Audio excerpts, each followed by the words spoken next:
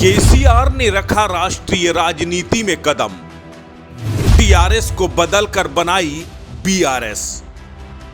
गैर भाजपा गैर कांग्रेसी गठबंधन को अब लगेंगे पंख। मोदी के खिलाफ बड़ा मोर्चा तैयार करने में जुटे केसीआर। राष्ट्रीय राजनीति में आने को छटपटा रहे टीआरएस सुप्रीमो चंद्रशेखर राव ने आखिरकार राष्ट्रीय राजनीति में कदम रख ही दिया। उन्होंने अपनी पार्टी का नाम तेलंगाना राष्ट्र समिति यानी टीआरएस से बदलकर भारत राष्ट्र समिति यानी बीआरएस कर दिया। केसीआर अब पूरे देश में बीजेपी और कांग्रेस के खिलाफ एक तीसरा मोर्चा खड़ा करने की कोशिशों में जुटे हैं।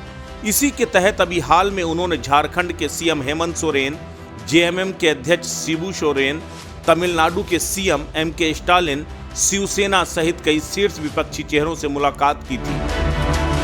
इससे पहले केसीआर बिहार के मुख्यमंत्री नीतीश कुमार से भी मिले थे, उन्हें भरपूर मदद देने का वादा किया था, लेकिन नीतीश कुमार के सोनिया गांधी से मुलाकात करने के बाद ही केसीआर ने नीतीश कुमार के नेतृत्व को इशारों ही इशारों में नकार दिया। चंद्रशेखर राव मोदी का 2024 में विकल्प तैयार करना चाहते हैं, एक ऐसा तीसरा मोर्चा तैयार करना चाहते हैं जो बीजेपी और मोदी का वोट काट सके। इसी के साथ अब चंद्रशेखर राव ने अपनी राष्ट्रीय राजनीतिक पार्टी बनाकर देश के कई राज्यों में चुनाव लड़ने का ऐलान कर दिया है। तेलंगाना से निकलकर दिल्ली की सत्ता हथियाने का ख्वाब देख रहे चंद्रशेखर राव बड़ी उड़ान भरने को तैयार दिखाई दे रहे हैं।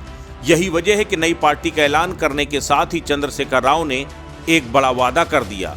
उन्होंने कहा कि अगर थर्ड फ्रंट 2024 में केंद्र की सत्ता पर काबिज हुआ तो देश भर के किसानों को मुफ्त बिजली दी जाएगी। चंद्रशेखर राव ने देश में 404 लाख मेगावाट स्थापित बिजली क्षमता के उचित उपयोग की भी योजना बनाई है। उन्होंने नरेंद्र मोदी सरकार पर आरोप लगाया कि मोदी सरकार इसका उपयोग नहीं कर पाई। दरअसल चंद्रशेखर राव बीजेपी की दक्षिण नीति से डरे हुए हैं।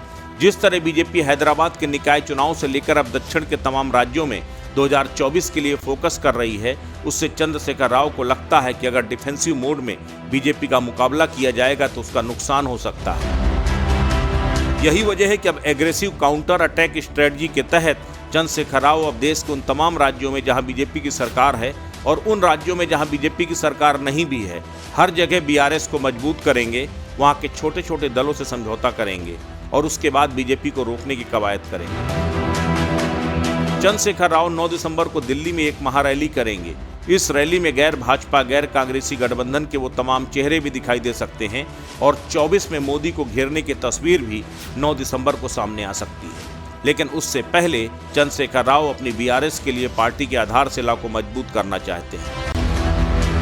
ऐसे में अब देखना दिलचस्प होगा कि लंबे समय से तीसरे मोर्चे की सुगबुगाहट हर एक विपक्षी पार्टी की अपनी महत्वाकांक्षा और मजबूत होती कांग्रेस के बीच केसीआर थर्ड फ्रंट को कितना रेलेवेंट बना पाते हैं और राष्ट्रीय क्षितिज में अपनी पहचान बनाने की केसीआर की आकांक्षा कितनी पूरी हो पाती है। समाचार स्टेट के लिए मोना पांडे की रिपोर्ट।